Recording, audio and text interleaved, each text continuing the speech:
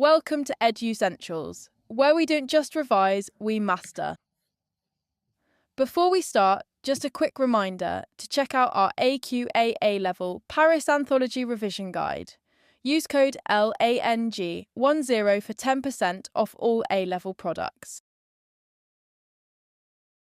Today we're looking at Eating in Paris, a spoken conversation between Isabelle, Mike and Sophia. And this text is really important because it gives us something very different from the other Paris Anthology texts. This isn't polished, it isn't literary, it isn't carefully crafted prose. It's spontaneous conversation, real people talking naturally. And because of that, the analysis is all about how spoken language actually works in real time.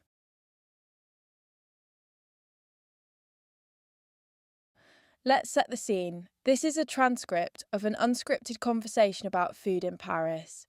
Isabelle is the insider. She's lived with Parisian food culture for years. Mike and Sophia are outsiders, British visitors reacting to unfamiliar foods and experiences. And because it's spontaneous talk, the transcript captures all the little details of speech, pauses, hesitations, overlapping voices, and laughter. That's really important, because meaning here comes not just from what is said, but how it's said.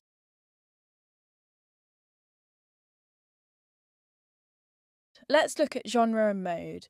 This is spoken conversation. More specifically, anecdotal conversation. It begins almost like an interview, with Isabelle asking about highlights and lowlights, but very quickly it becomes relaxed and spontaneous. That matters, because the structure isn't carefully planned. The speakers interrupt themselves, restart ideas, and react naturally in real time.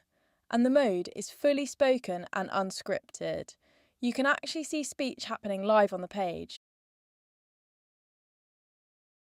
Now register, audience, and purpose. The register is extremely informal. You get slang like dodgy, fillers like sort of, and reactions like This is everyday vernacular speech. The audience is mainly each other. That's important. They aren't trying to perform for an external audience.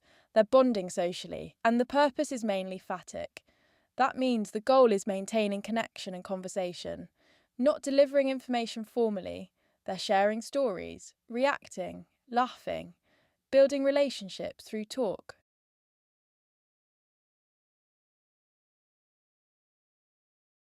So, how is Paris represented? For Mike and Sophia, Paris feels exotic and unfamiliar. You get references to snails, frogs' legs, intestines, foods that seem strange or even disgusting to outsiders. But for Isabelle, Paris is nostalgic and comforting. The same foods are normal and emotionally meaningful. So the city becomes divided between outsider reactions and insider familiarity. And there's also a strong sense of contrast. Blood and guts beside lovely patisseries. Paris becomes a city of opposites, visceral and refined at the same time.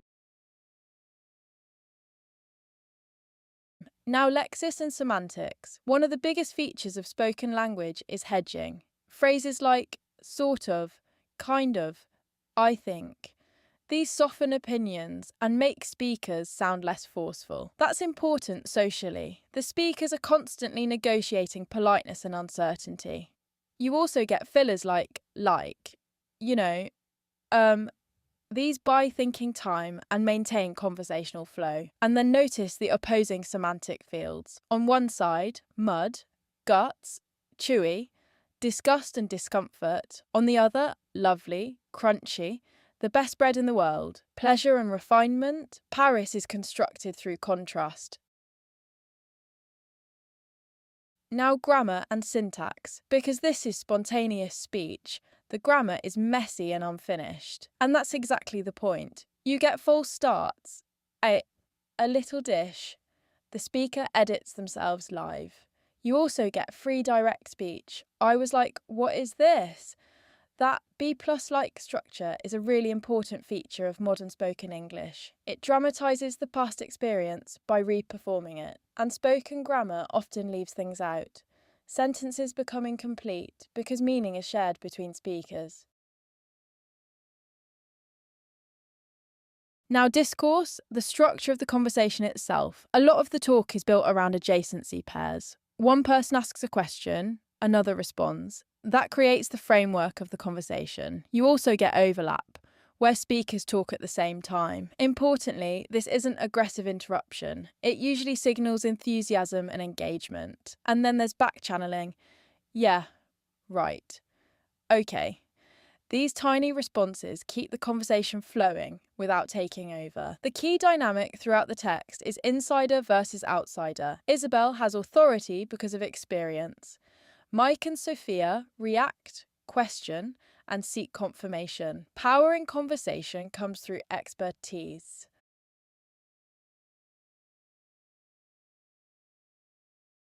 Now, pragmatics, implied meaning. A lot of this conversation depends on social cooperation. Take Isabelle saying, "It's fine cuisine. It's not necessarily right down my alley." She softens criticism with politeness first. That's face-saving behaviour. She avoids sounding overly harsh. Then Mike says the food tasted like mud mixed with garlic. Obviously, that's exaggerated. That's hyperbolic implicature. The audience understands he doesn't literally mean mud. The exaggeration creates humour and disgust, and then things like laughter and yeah responses don't really add information. Their purpose is social bonding. The conversation is about maintaining relationships as much as sharing opinions.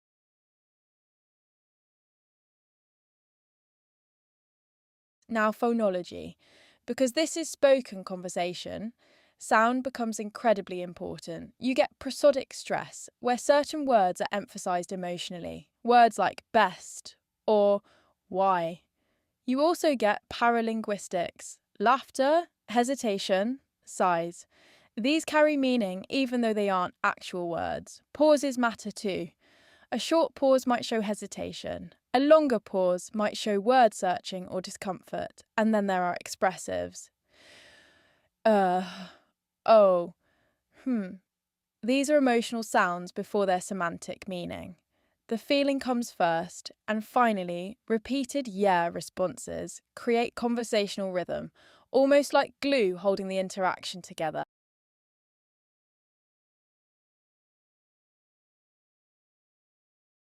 If you remember anything, remember these 6 features: hedges and fillers, adjacency pairs, overlap and co-construction, backchanneling, the be plus like quotative, and the insider versus outsider dynamic. These are your core analytical tools for this text.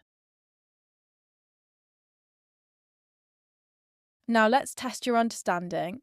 Take your time with each question. Think carefully about the language level being tested. Question 1. What do the pauses, overlaps, and laughter tell us about the text? Pause.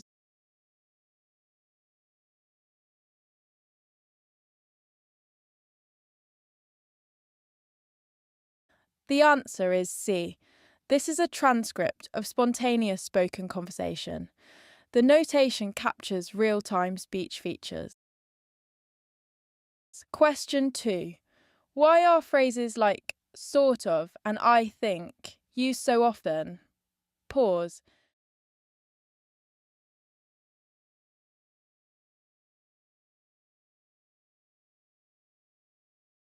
The answer is B. These are hedges. They soften opinions and signal uncertainty or politeness. Question 3. What does overlapping speech usually suggest in this conversation? Pause.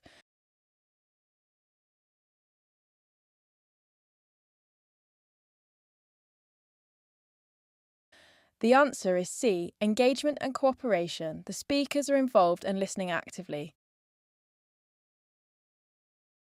Question 4. Why is I was like, what is this?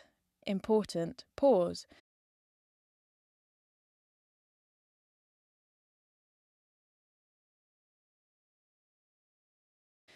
The answer is C. It uses the be plus like, quotative, a common feature of spoken English that dramatises experience. Final question. How does Isabelle represent Paris through food? Pause.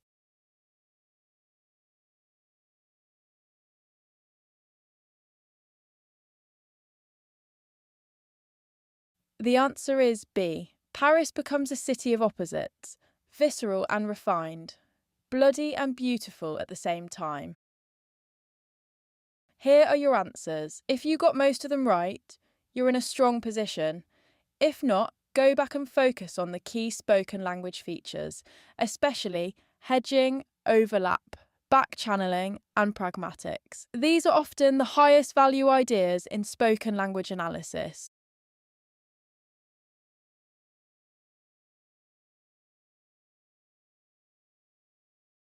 Bon appétit. And remember, quote precisely, name the language level, and always connect feature to effect. That's how you move into the top band. Good luck.